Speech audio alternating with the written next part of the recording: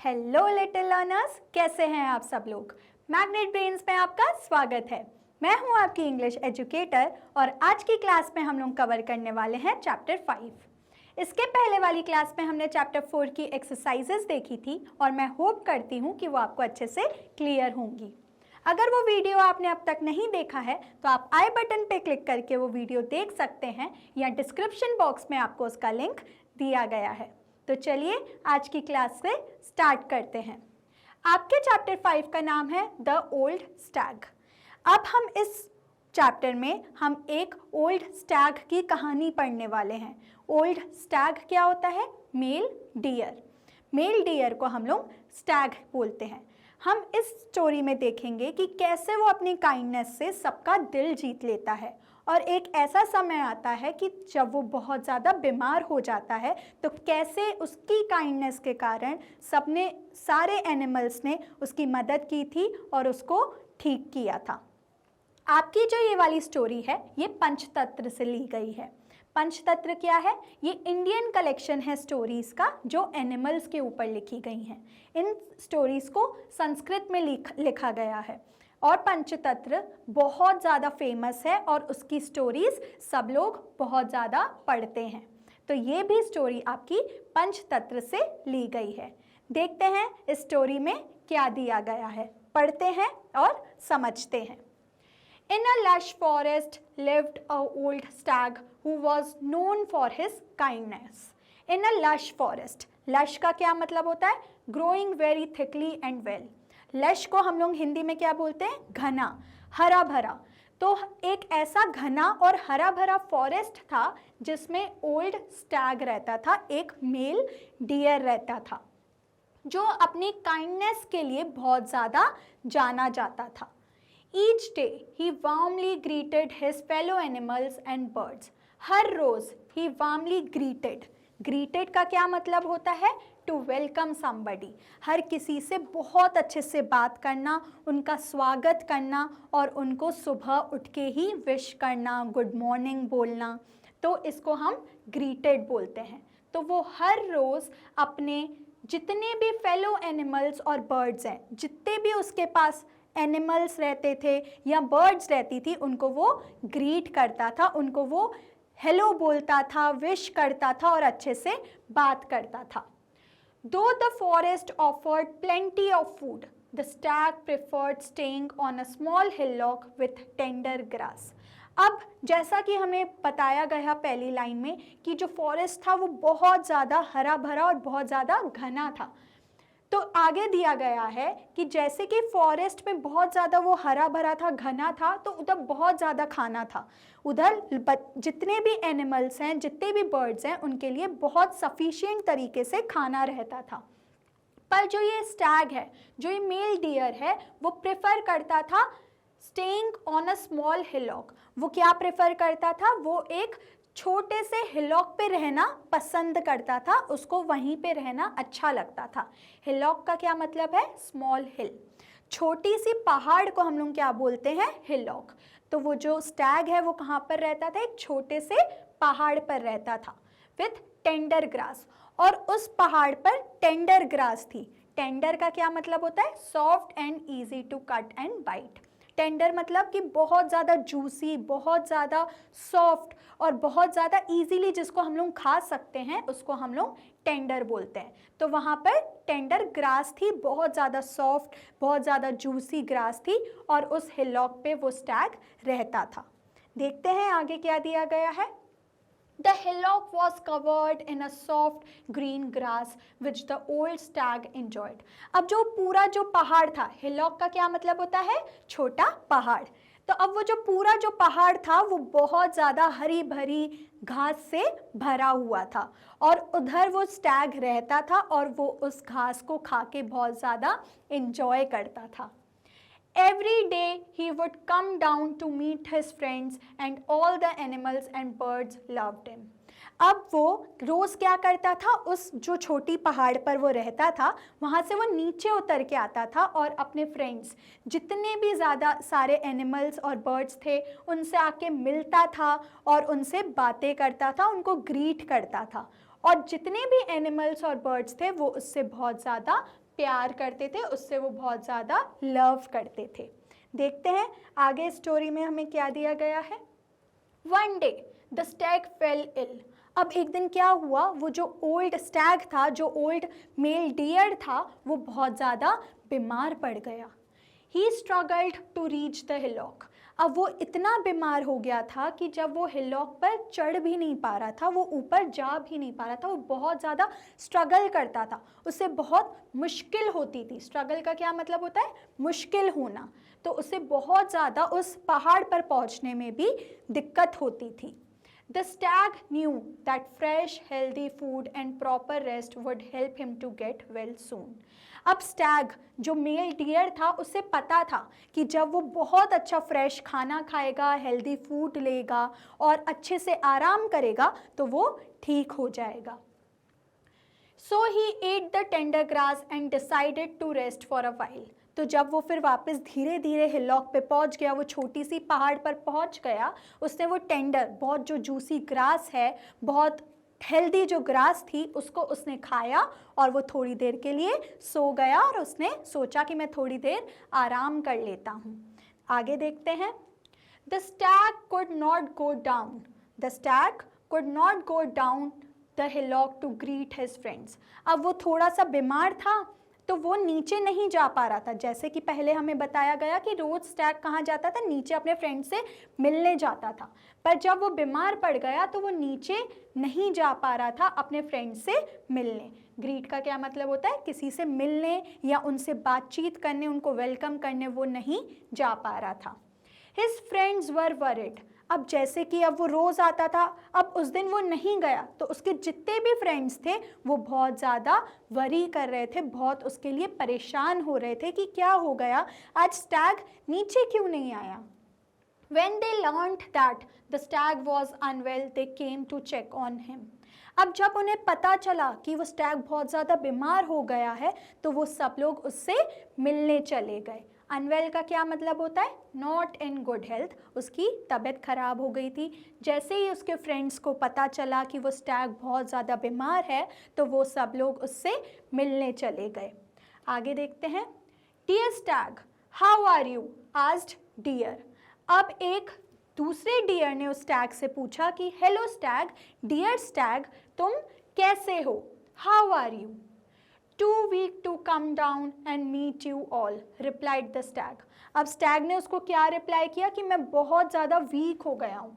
Week का क्या मतलब होता है, कमज़ोर हो गया हूँ और मैं तुमसे मिलने नीचे नहीं आ पाया। मेरी तबीयत ख़राब है, मैं बहुत ज़्यादा वीक हो गया हूँ, इसलिए मैं तुम सबसे नीचे मिलने नहीं आ पाया।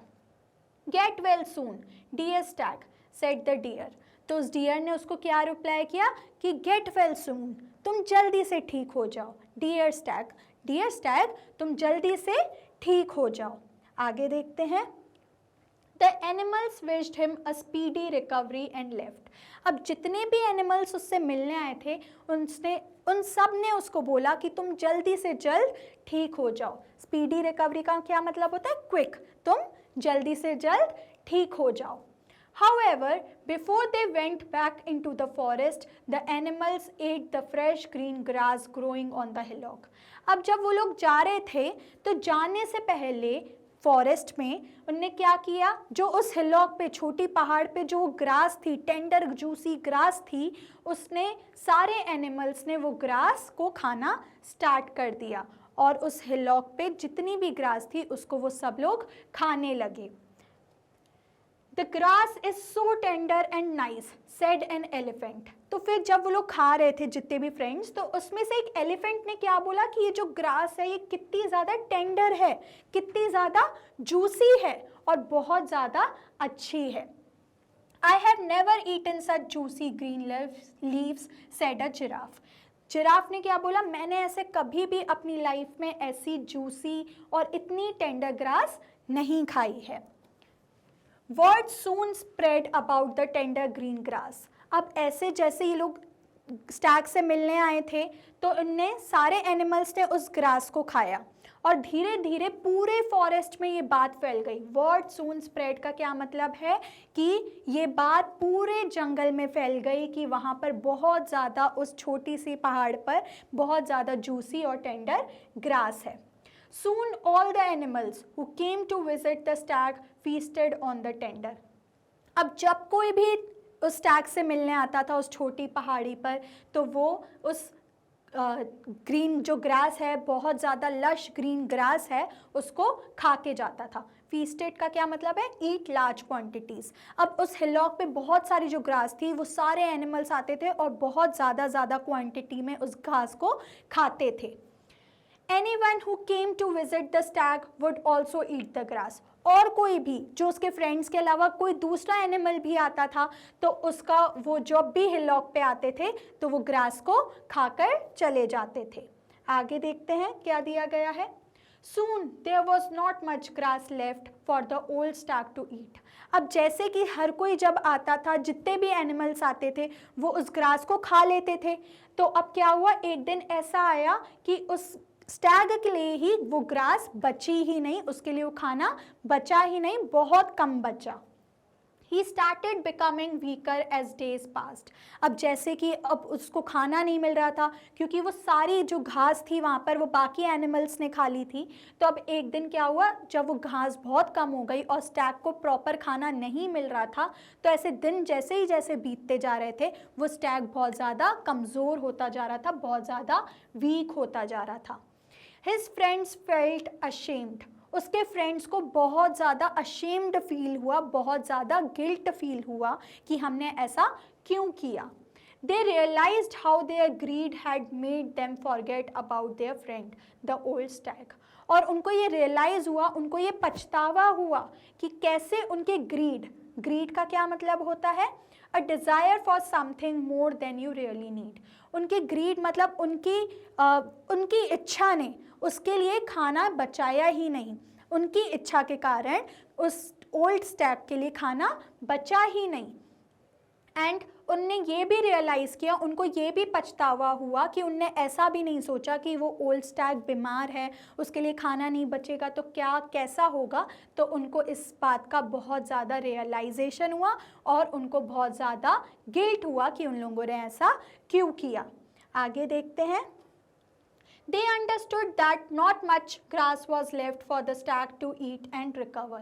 अब उनको ये समझ आया कि जो ग्रास है, वो जो घास है, वो इतनी ज़्यादा बची ही नहीं है स्टैग के लिए कि वो उसको खा सके और रिकवर हो सके, वो वापस ठीक हो सके। रिकवर का क्या मतलब होता है? ठीक होना, वापस ठीक होना। तो उन लोगों को ये रियलाइज़ हुआ, उन लोगों को ये समझ आया कि स्टैग के लिए तो अब घास ही नहीं बची है जिसको वो खाकर जल्दी से जल्द ठीक हो सके। The animals decided to find food elsewhere in the forest and not disturb the hillock. अब एनिमल्स को जब ऐसा रियलाइजेशन हुआ, उनको बहुत ज़्यादा गिल्ट हुआ, तो उनने ये डिसाइड किया कि अब वो वहाँ से खाना नहीं खाएंगे, अब वो वहाँ से ग्रास नहीं खाएंगे, वो अपना खाना कहीं और ढूंढेंगे पूरे फॉरेस्ट में, और वो जो हिलॉक है, वो जो छोटी सी पहाड़ है, उसको डिस्टर्ब नहीं करेंगे, वहाँ से खाना नहीं खाएंगे। Some of them also brought fresh leaves for their friend.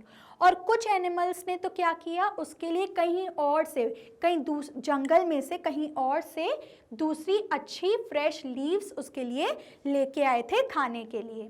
आगे देखते हैं। It rained well that week. अब उस हफ्ते क्या हुआ, बहुत अच्छी बारिश हुई। The grass soon grew back and the old stag had enough food once again.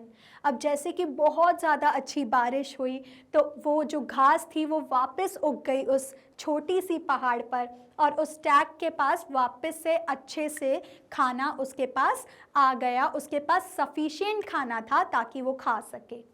Slowly the old stag recovered from the illness. अब धीरे धीरे जब उसको अच्छे से खाना मिलने लग गया तो वो बहुत रिकवर होने लगा अपनी इलनेस से। रिकवर्ड का क्या मतलब होता है? To become well again after you have been ill. जब आप बीमार हो जाते हो और उसके बाद जब वापस ठीक हो जाते हो, उसको हम लोग रिकवर कहते हैं। तो धीरे धीरे क्या हुआ, वो ओल्ड स्टैग भी ठीक होने लगा अपनी बीमारी से।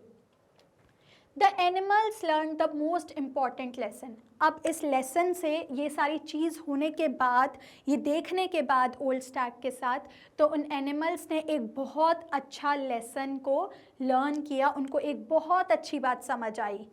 Nature has enough for everybody. जो हमारा नेचर है, जो हमारी प्रकृति है, उसके पास हर इंसान के लिए, हर एनिमल के लिए सफिशिएंट चीज़ें हैं, हर किसी के लिए बहुत अच्छे से सारी चीज़ें हैं। But we need to use its resources wisely. पर जितनी भी रिसोर्सेज हैं उसके, जितनी भी हमारी प्रकृति के पास अच्छी अच्छी चीज़ें हैं, हमको उसको अच्छे से यूज़ करना चाहिए, उसको वेस्ट नहीं करना चाहिए। रिसोर्सेज का क्या मतलब होता है? A supply of something.